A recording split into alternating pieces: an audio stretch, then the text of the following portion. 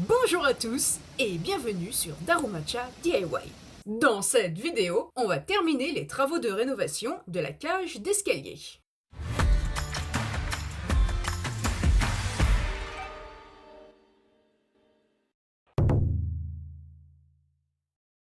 Dans la vidéo précédente, nous avions donc commencé les rénovations de cet espace. Et il nous reste encore plusieurs étapes avant de pouvoir enfin terminer ces travaux. L'idée ici va être de recouvrir le plafond avec du placo-plâtre. Et pour faire cela, nous avons besoin de visser des barres en bois tout le long. Fort heureusement, la taille de l'extrémité de ces barres est la même que ceux du cadre du plafond. Une taille standard de 4 cm par 3, ce qui signifie que nous n'avons pas besoin d'ajuster quoi que ce soit. Et grâce à cela, on va pouvoir gagner beaucoup de temps.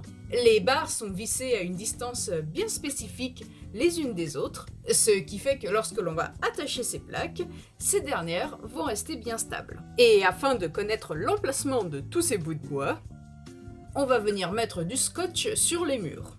Comme ça, on saura où visser. C'est bon, tu as marqué leur emplacement? Bien! Visser les plaques de placo-plâtre n'a pas pris beaucoup de temps. Et une fois de plus, on a utilisé cette fameuse planche que l'on avait fabriquée dans la vidéo précédente. Sans ça, on ne peut pas atteindre le plafond.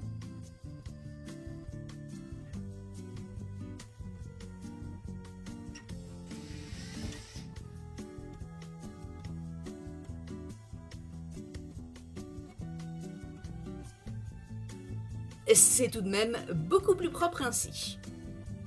Retirer l'ancien plafond pour pouvoir y mettre le nouveau n'était pas nécessaire.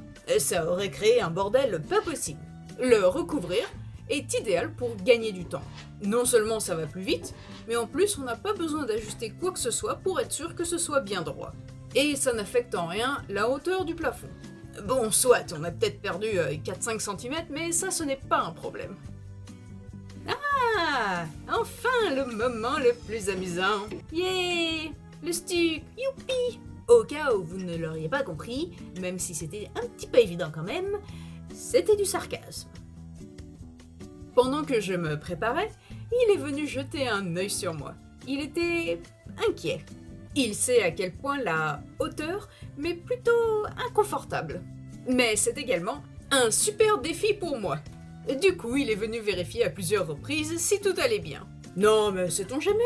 J'aurais très bien pu essayer de pourchasser un moustique en secouant violemment ma main comportant la spatule pleine de stuc. Entre-temps, un corbeau aurait pu rentrer par la fenêtre. Il aurait vu ses yeux recouverts de stuc et accidentellement aurait percuté l'échelle, pendant que le moustique dérobe son sang à plusieurs reprises avec son pif. On aurait tous dégringolé jusqu'au pied de cet escalier dégueu. Eh oui, après tout, on ne sait jamais ce qui peut se passer. Et enfin, pour terminer ce plafond, il va falloir y attacher la lampe. Au tout début, nous avions pensé à mettre une lampe à détecteur de mouvement. Oui, car pour une certaine raison que j'ignore, éteindre la lumière dans la cage d'escalier, comparé aux autres pièces de la maison, on l'oublie facilement. Cependant, il y avait un seul petit souci avec le détecteur de mouvement. Au vu du design de cette cage d'escalier, la lampe ne pouvait être située que tout au fond, et je ne parle même pas de la hauteur du plafond. Ce qui veut dire que la lampe n'aurait pas pu nous détecter au rez-de-chaussée. Eh bien, j'imagine qu'il va falloir ne pas oublier d'éteindre la lumière. Cette prochaine étape est supposée être très simple et rapide. Comme vous pouvez le remarquer, ce n'est pas le top niveau visuel. Il a fallu que le parquet soit posé et le stucco terminé pour pouvoir s'occuper des plinthes. Avec une simple baguette en bois que l'on a trouvée quelque part dans la maison. Ne me demandez pas où, je ne m'en souviens plus. C'est tout de suite beaucoup plus décent. Nous allons également appliquer le même procédé au rez-de-chaussée.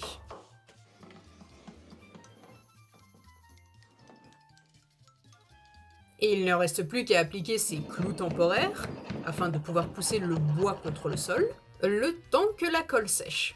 Et ensuite, on va pouvoir les retirer.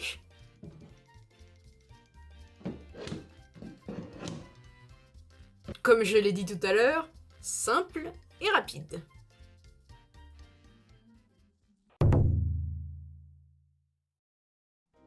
On va pouvoir enfin passer aux choses sérieuses. Les escaliers.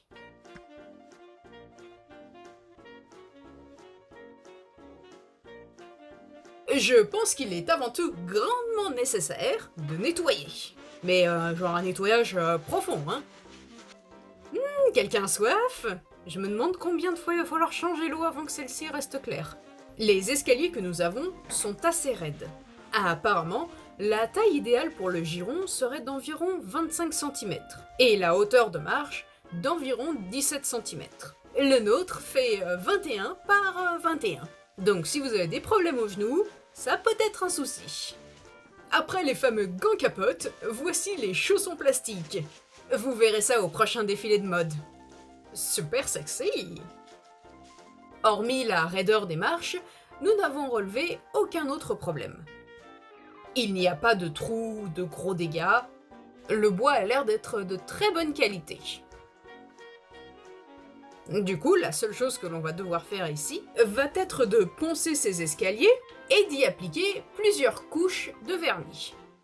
Il faut d'abord être sûr que la surface soit bien propre.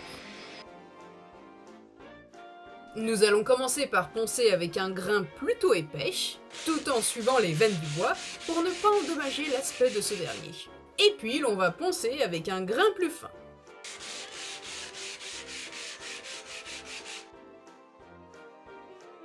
Ouh, sacrée poussière! Et c'est pourquoi je porte un masque assez spécial. J'ai pas trop envie de respirer tout ça. Si votre dos vous gratte, n'utilisez pas du papier abrasif. C'est pas très agréable. Par contre, ce qui est agréable, c'est de s'abonner à notre chaîne. Voici le vernis. On espère que niveau couleur, ça va rendre bien sur l'escalier.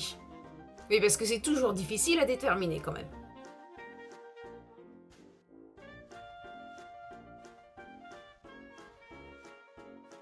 Ok, c'est parti. Ah, ça a l'air d'aller. On applique le vernis en allant également dans le même sens que les veines du bois. Ouais, je suis sûre que ça va aller. Alors, qu'est-ce que vous en pensez? C'est quand même mieux, on est d'accord.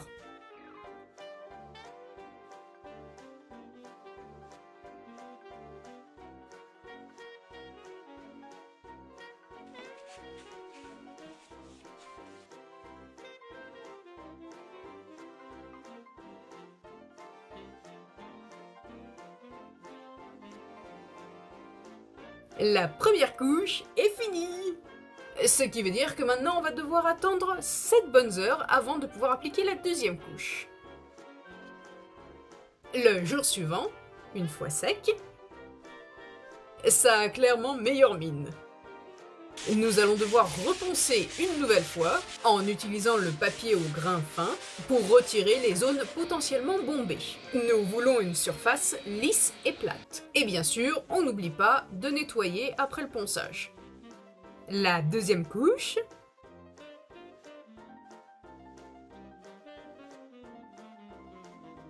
Et voilà, fini.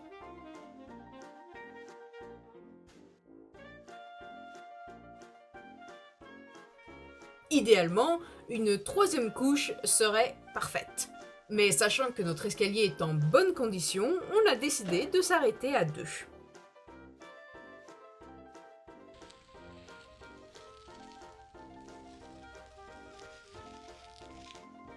Avant, lorsque nous avions acheté la maison, la cage d'escalier ressemblait à ceci.